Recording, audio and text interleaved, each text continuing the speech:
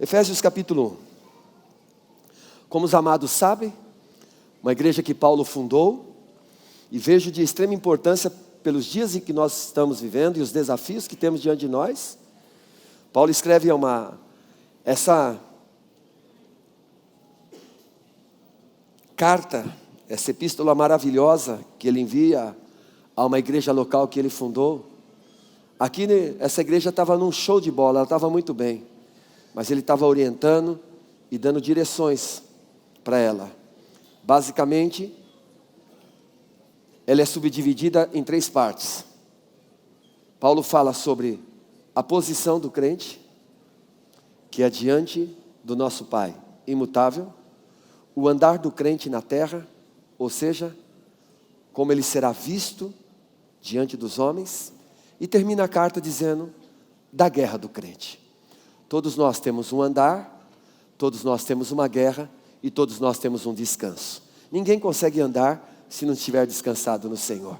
E ninguém consegue guerrear se não estiver descansado e apto para andar. Ok?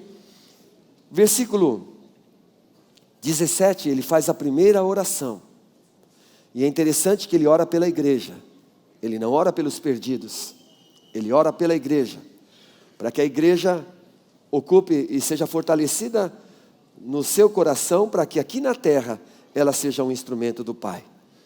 Ele diz, no versículo 16, que ele não cessa de dar graças a Deus por vós, lembrando-me de vós nas minhas orações. E agora, ele escrevendo a carta, ele diz para aqueles irmãos o que ele orava por eles. Para quê? Percebem?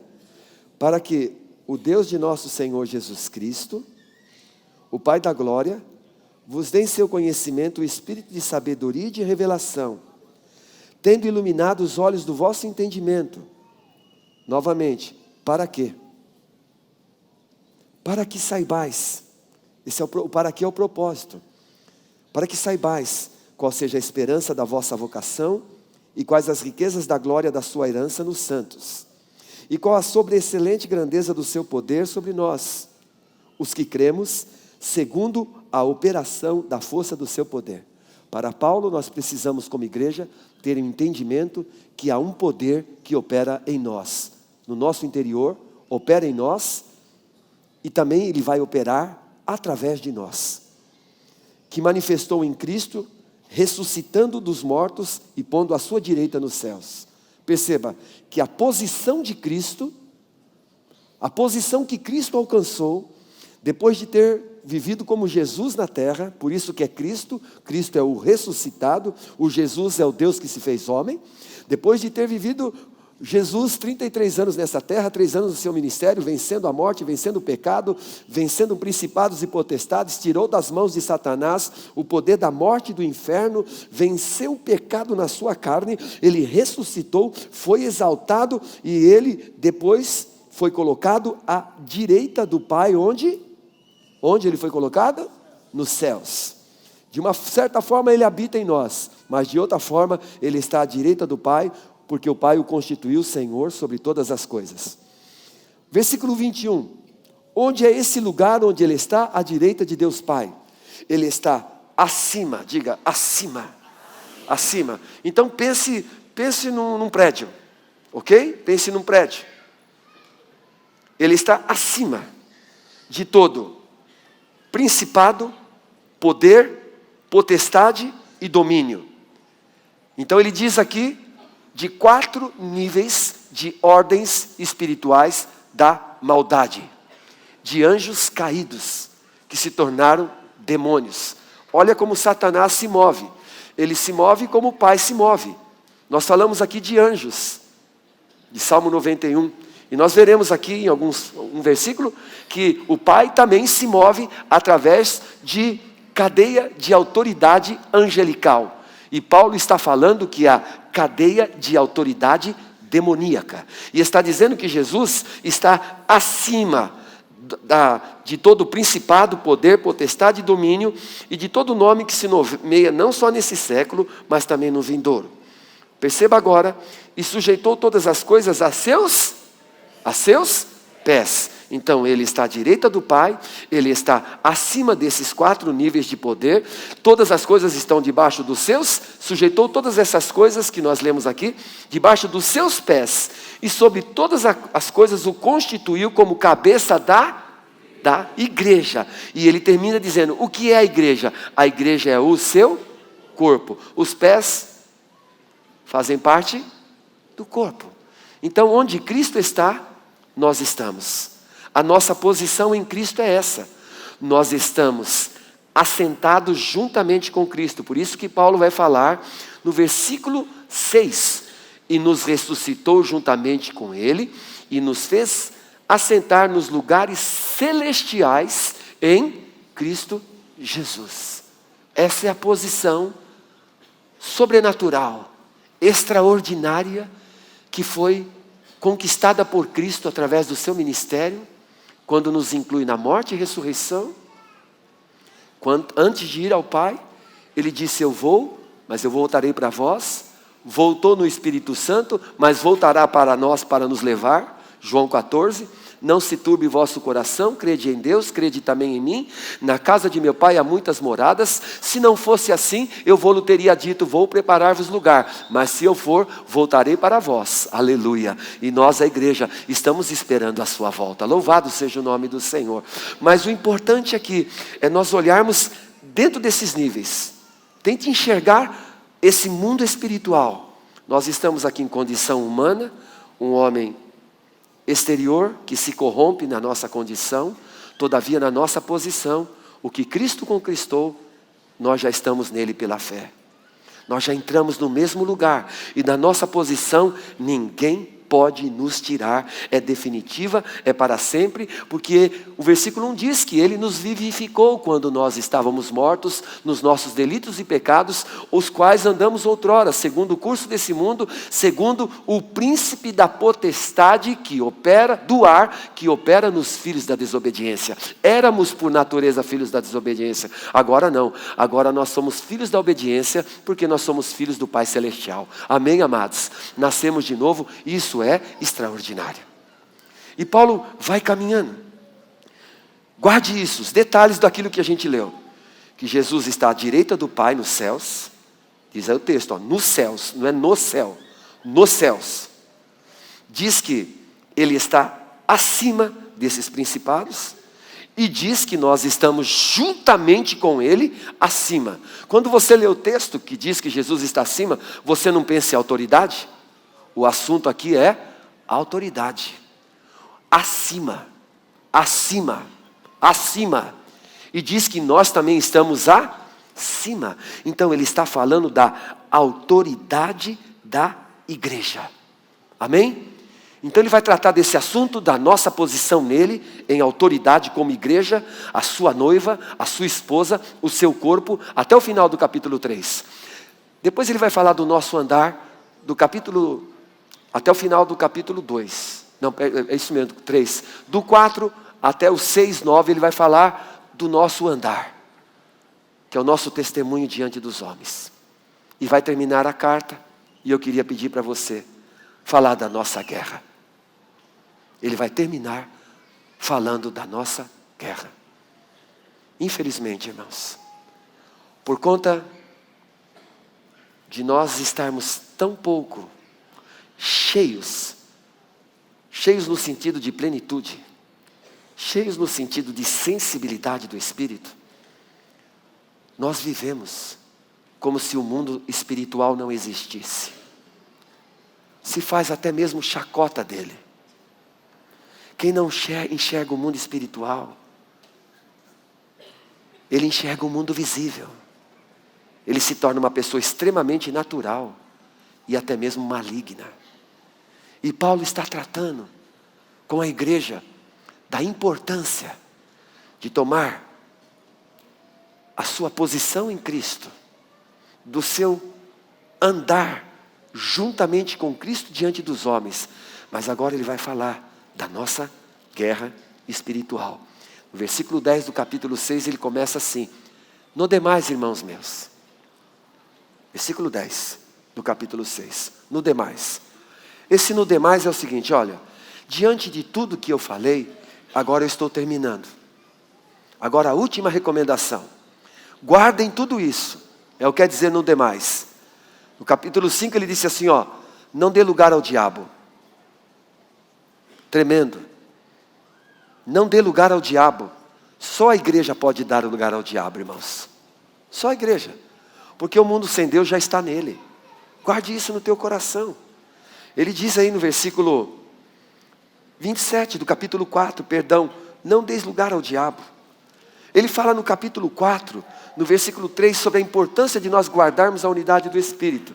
E agora ele vai terminar. Ele fala dos procedimentos familiares, como servos devem lidar com seus patrões, como patrões devem lidar, como marido com a esposa, filhos com os pais, esposa com o marido. Então ele vem agora no versículo 10 no demais. Vamos terminar. Diante de todas essas coisas importantes, a última importante. Fortalecei-vos no Senhor e na força do seu poder. Fortalecei-vos onde? Onde? Para que fortalecer? Agora ele vai falar, porque é uma guerra. O problema é se a gente vive como cristãos e não temos percepção da guerra. Você já viu você já deve ter visto esses montes de zap por aí, que mostram aquelas crianças atravessando as ruas. O pessoal até produz, aqueles acidentes que são causados por crianças que não percebem o trânsito. Uma criança não percebe que o trânsito para ela é uma guerra. Até adultos morrem no trânsito por não perceberem, porque é uma luta você atravessar uma rua. Ok? Quer saiba ou não, se atravessou ilegitimamente, vai ter os danos. No demais, irmãos meus, fortalecei-vos no Senhor e na força do seu poder. Porque nós nascemos de novo, nós podemos nos fortalecer no Senhor. E podemos experimentar a força do seu poder. O versículo 11 fala de revestir. Por que revestir? Porque nós já estamos vestidos de Cristo. Quando nós fomos vestidos de Cristo, nós entramos na vida eterna. É questão do céu. Agora, nós nos revestimos de Cristo para que, como cidadão dos céus, vivamos nessa terra. O revestir-se de Cristo é por causa da guerra espiritual que envolve pelo fato de que nós somos o povo da fé em Deus, não da fé no diabo. Já falarei sobre isso. Revestivos de toda a armadura de Deus, para que possais estar firmes. Então Paulo está dizendo, há uma necessidade. Não basta ser nascido de novo. É necessário se fortalecer para estar firme. Firme contra o quê? Contra as astutas o quê? Astutas? Ciladas. Ciladas de quem? Do diabo. Ele é um inimigo vencido. Adão tinha toda a autoridade sobre o diabo. Ele não poderia dar brecha. E é assim nossa vida cristã. Nós temos autoridade e poder. Nós que dizemos para ele não, é não. Percebe isso? Porque a autoridade foi devolvida a nós. Jesus Cristo disse, eis que vos dou poder e autoridade. Sabe qual a diferença entre nós, a igreja, e o Senhor Jesus Cristo e o diabo? O Pai deu poder a ele, lá no passado. Mas ele não deu autoridade. Adão entregou a autoridade a Satanás. Jesus arrancou a autoridade dele. A igreja, diga assim, a igreja tem poder e autoridade. Satanás tem poder, porque foi lhe entregue. Ok? Você sabe o que quer dizer o termo cilada? O Adriano me mandou um material essa semana e estava fervendo algo no meu coração e foi tão poderoso. A palavra cilada no grego, ela vem da raiz fraqueza. Algumas versões não falam cilada, falam armadilha. Então perceba, existe uma luta, nós precisamos nos fortalecer do Senhor e da força do seu poder, nos revestir de toda a armadura de Deus, para a gente resistir, para estar firme contra as astutas ciladas. Ou seja, o que são as ciladas, as armadilhas? Satanás está ao nosso derredor e vendo as nossas fraquezas. Fraquezas. Como um lutador que examinou o seu adversário, o apóstolo Paulo disse assim: ele é um inimigo vencido, mas nós não devemos subestimar os seus ardizes. Ele bate onde está fraco. Ele entra pelos muros baixos. Ele entra nas zonas de vulnerabilidade da nossa vida. Por exemplo, se nós temos dificuldade nos nossos relacionamentos com o nosso próximo, questão de um histórico de ofensa, ele vai ficar batendo ali. E ele vai armar as suas ciladas no território da ofensa, da justiça própria. Se existe um histórico na minha vida de fraqueza com relação ao sexo oposto, ele vai trabalhar naquela área. Ele vai preparar. Aliás, diz a palavra Paulo, ele se traveste em anjo de luz. Ele vai entrar numa pessoa, como o Espírito Santo entra em alguém, ele vai entrar, ele vai se travestir, ele vai armar uma cilada, ele vê a fraqueza gera para ele uma oportunidade onde ele pode entrar. Outro exemplo, dinheiro. Nós somos vulneráveis. Dificilmente aqui não haja vulnerabilidade em todos nós, porque isso nos traz preocupação, a manutenção da vida, o dia de amanhã.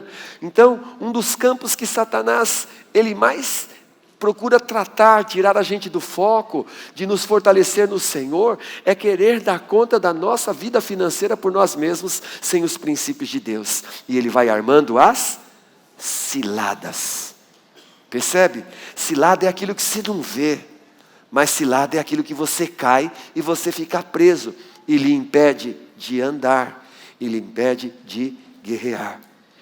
E o versículo 12 diz que nós não temos que lutar contra carne. Ou seja, você não tem que lutar mais contra a tua natureza. Tem crente que está lutando contra o velho homem. Só fala, não, mas aqui quem agiu foi o velho homem. Aqui, não lute mais contra o velho homem. Contra o velho homem, você diz, ei velho homem, você se considere crucificado com Cristo. O velho homem, você já morreu. O velho homem não é para a gente lutar com ele. O velho homem é para dizer que ele não existe mais pela fé em nome do Senhor Jesus Cristo. E muito menos lutar com os nossos irmãos. E Paulo agora vai repetir novamente. Lamentavelmente, irmãos, me parece que na maioria de nós temos informação. Parece que diante do nosso andar, do nosso viver na terra, quando nós nos deparamos com essas lutas e com essas ciladas de Satanás, dá um branco. Ele envia os seus agentes, demônios caídos, e repete aqui de novo, principados, potestades, príncipe das trevas e contra hostes espirituais da maldade. Não é, meus irmãos, o desafio aqui nessa manhã, nessa noite, tratar do que se trata cada um deles, porque o ponto que eu quero tratar não é esse. Mas eu quero só falar de um, e rapidinho. O principado. Nós não temos que lutar contra carne e sangue. Quem não vê o mundo espiritual, invisível, vai brigar com o mundo visível. Vai brigar com a esposa, vai se matar com o marido, vai lutar contra os filhos, e está lá lutando, porque o filho não se posiciona, porque o marido tem esse pensamento, porque a filha teve essa atitude, porque possa ser que há uma ação de um principado. O que quer dizer a palavra principado no grego? É arché, que quer dizer começo, origem, a pessoa ou coisa que começa. Ouçam, nós não temos que lutar contra a gente, nem conosco mesmo, mas contra principado. aquilo pelo qual começa a ser, a origem, a causa ativa. O que o principado faz? O principado é um demônio que ele atua na mente da pessoa para enganá-la na sua origem. Por exemplo, já percebeu quantas pessoas inteligentes no mundo acreditam em cada coisa doida? Exemplo, acreditar que houve uma explosão, que os negócios lá, blá, blá, blá, blá, blá, bum, explodiu, e aí, daquele negócio veio uma ameba, e foi indo, um macaco, e chegamos a gente aqui. Você acredita nisso? E tem gente que acredita. E você senta para conversar. Não tem argumento que mude isso não. Sabe por quê? Não tem a ver com um conhecimento. Tem a ver com o espírito.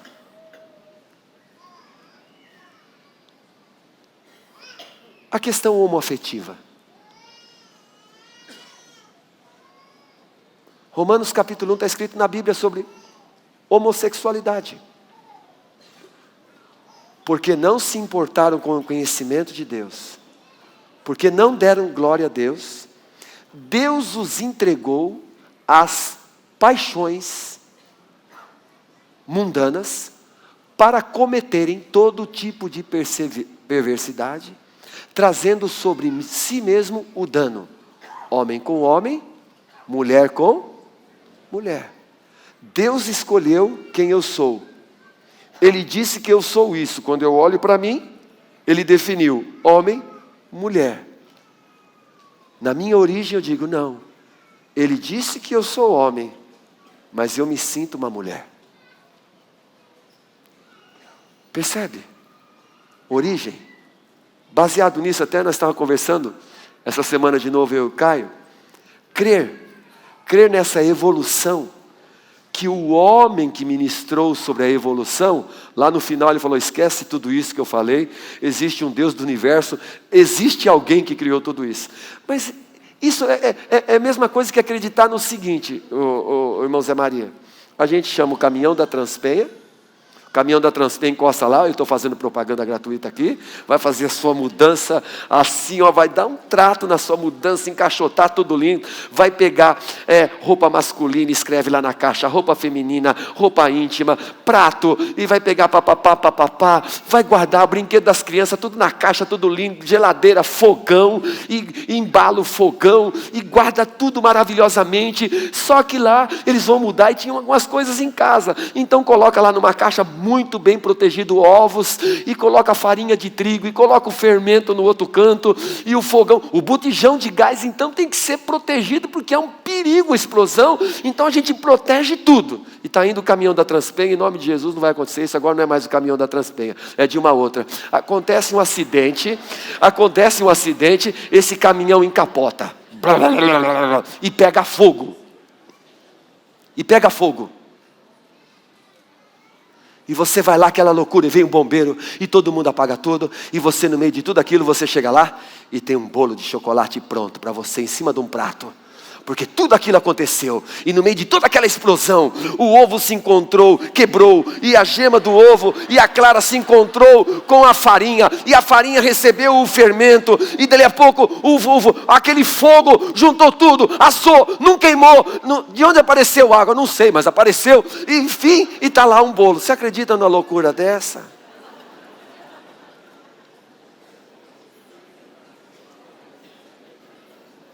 Sabe o que faz uma pessoa crer? Um principado.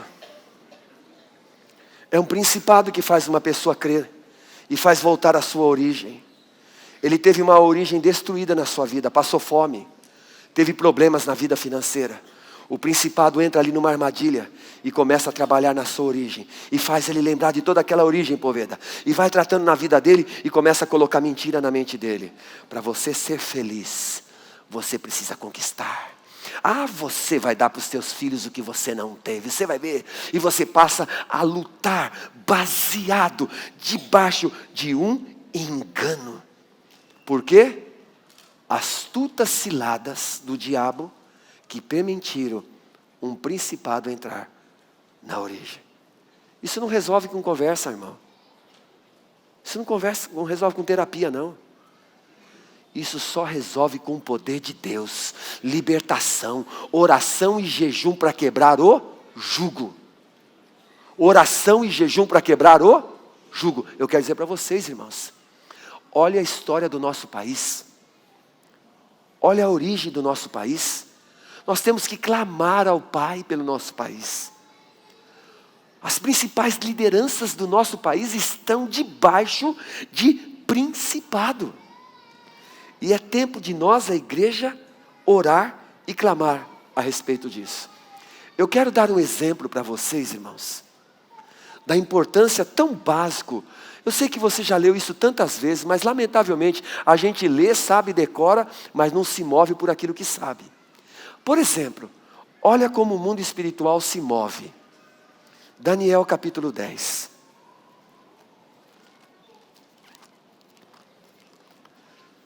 A gente não precisa nem ter esboço, porque a leitura é tão clara. Daniel 10. Olha a influência, preste atenção. Olha a influência do mundo espiritual nas questões da terra. Olha a influência. Aprenda com isso aqui.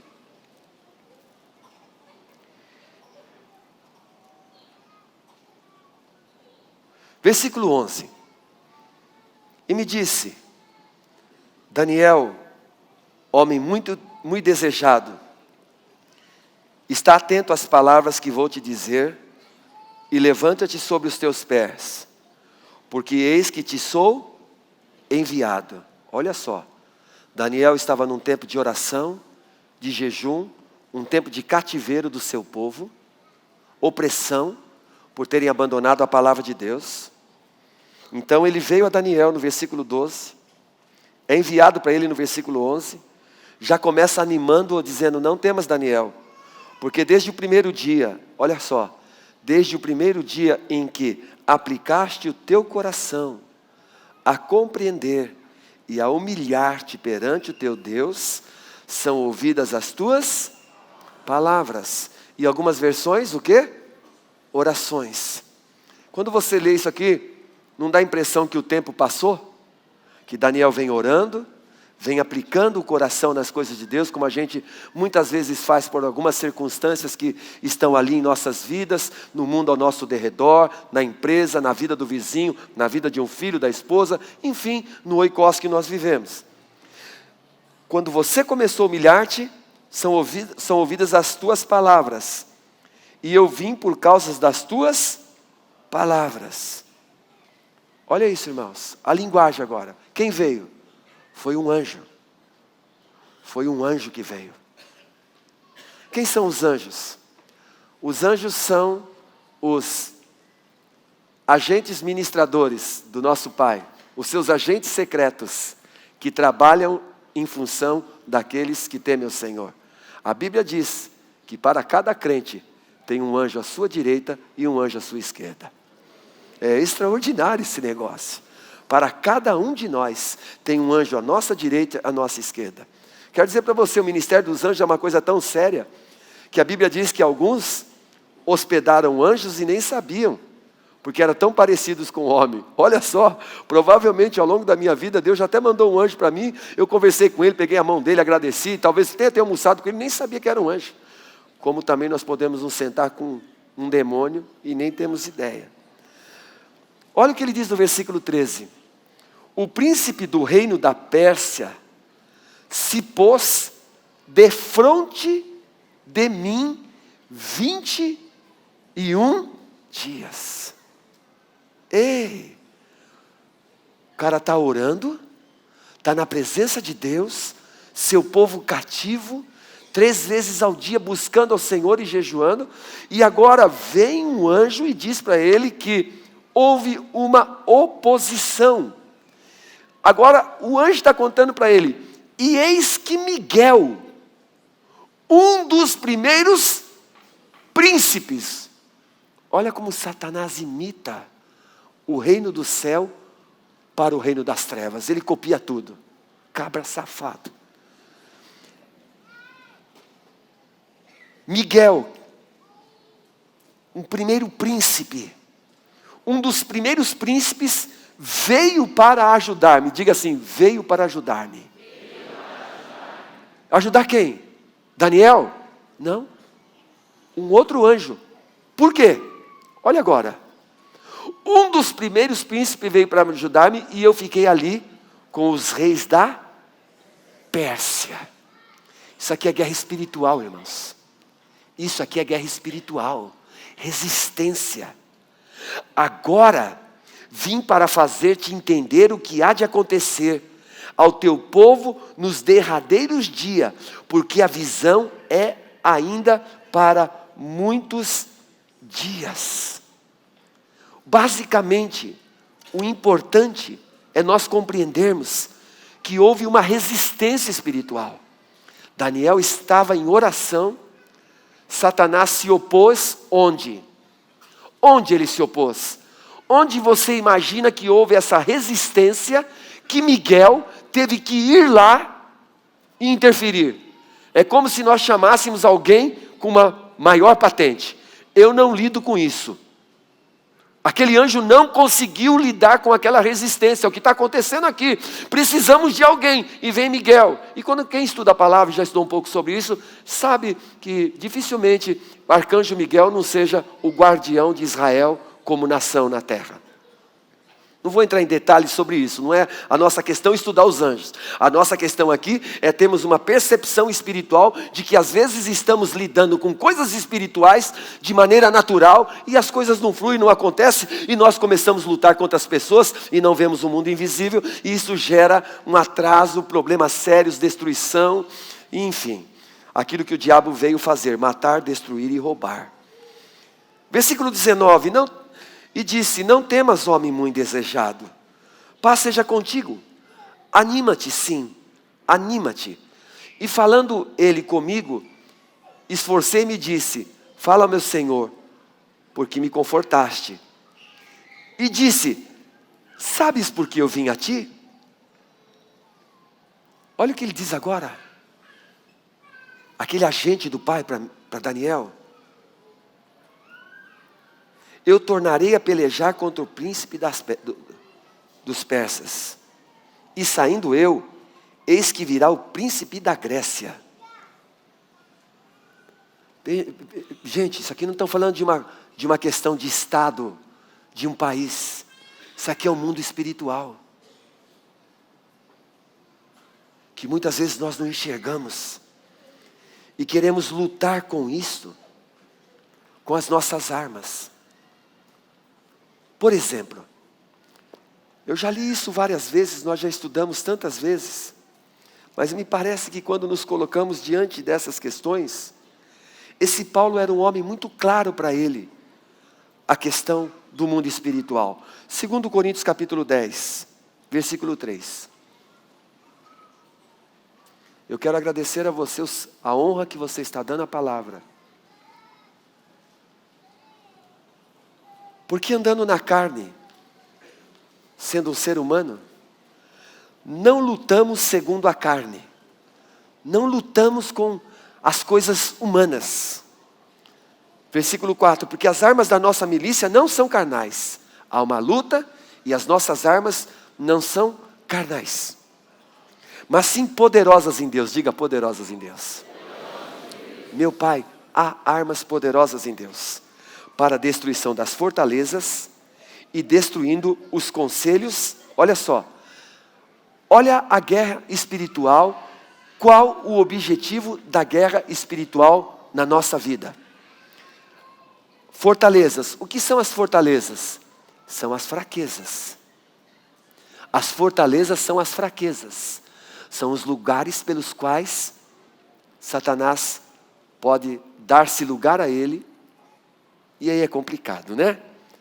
Então, as nossas armas espirituais, que não são carnais, que são poderosas, versículo 5 diz que elas destroem os conselhos e toda a altivez que se levanta contra o conhecimento de Deus. Essa guerra espiritual, Satanás quer nos tirar daquilo que nós já conhecemos do nosso Pai, daquilo que nós já ganhamos nele. Parece que dá um branco na gente. Ele arranca o conhecimento de Deus do viver da igreja e, consequentemente, nos leva à desobediência. Então Paulo está dizendo que as armas espirituais, elas fortalecem o conhecimento de Deus, e todo aquele engano que está sendo estabelecido será tirado, e o que vai acontecer? Levando cativo todo o entendimento à obediência de Cristo. Eu quero, rapidinho assim, só para... a gente já vai terminar. Paulo disse, irmãos, em 2 Coríntios, capítulo 12, pois você estude na sua casa, ele está falando dele. A Bíblia diz que Paulo foi arrebatado até o 3º céu. Eu não sei quantos céus existem. Preste muita atenção no que eu vou dizer para você aqui. Paulo foi levado até o 3º céu. Ele está dizendo para aqueles homens que já havia se passado 14 anos que ele tinha sido levado ao 3º céu. Ouviu coisas extraordinárias. Ele chega a falar de arrebatamento, no versículo 2 ele fala do 3º céu. E ele foi levado ao paraíso. Cremos que ele foi levado nas regiões celestiais. João, quando estava na ilha de Patmos, ele foi levado em visão. Ele foi arrebatado e disse para ele: sobe para cá. E João viu o trono de Deus. Diga, João viu o trono. Quero dizer para vocês que eu creio, irmãos, que Paulo esteve nesse lugar também. Por isso que depois dele ter visto a morada eterna, o lugar da morada do nosso Pai, eu só posso justificar por que Paulo chegou num nível ao ponto de dizer: porque para mim o viver é Cristo e o morrer é ganho. E para mim é melhor morrer do que viver. Porque é o seguinte, cara, eu já vi, eu já sei o que tem lá. Ele foi e voltou, e ele escreveu para a gente, Gerson. E diante disso, para mim o viver é Cristo e o morrer é ganho. Por que você está dizendo do 3º céu, Nadinha? Porque creio, irmãos. Quero brigar contigo. Esse céu que nós vemos é o céu natural. Ele é o 1º céu. É o céu do mundo que nós vivemos. Eu creio que essa guerra espiritual do capítulo 6 é o 2º céu. A guerra espiritual onde o anjo veio falar com Daniel estava sendo travada no 2º céu. Então perceba, 1º céu, 2º céu e 3º céu, lugar da habitação do trono de Deus, onde seus pés estão. Onde os pés do Senhor Jesus, juntamente com a igreja, na sua posição está? O piso da igreja é o 2º céu. E é nesse 2º céu que acontecem as guerras espirituais do mundo invisível. Então Daniel orou, a oração de acordo com Apocalipse 11 chegou ao 3º céu, veio uma resposta do Pai, e ali começou uma guerra espiritual para impedir. Ele continuou orando, ele continuou perseverando, e houve uma ação espiritual que, o que aconteceu? Rompeu com o 2º céu, até chegar ao 1º céu. O que Jesus ensinou sobre oração? Quando orares, orareis assim: Pai nosso que está no céu, Pai nosso que está no céu, santificado seja o teu nome. Venha a nós o teu reino e seja feita a tua vontade, assim na terra como é feita onde? No céu. Que céu que é feita a vontade do Senhor? 3º. No segundo céu tem o quê? Uma tremenda de uma guerra espiritual. E o primeiro céu? O primeiro céu, o mundo em que nós vivemos, é o resultado da guerra espiritual. É o resultado. E é por isso que o Pai colocou a igreja na posição no terceiro céu. A igreja não está no segundo céu guerreando, lutando. Ela está ao lado de Cristo, que está à direita de Deus Pai, e exerce autoridade sobre o segundo céu. Qual que é o papel da igreja? Pela fé, na sua posição, no terceiro céu, clamar, romper, sobre as nossas orações. Tudo que vocês ligarem aqui na terra, será ligado onde? Será ligado no céu. Que céu? Provavelmente o terceiro céu. Por quê? O terceiro céu desarma o segundo céu, e a glória de Deus se manifesta no primeiro céu, que é onde nós vivemos. Você crê? Você nasceu para crer, eu também creio nisso aí, meu irmão.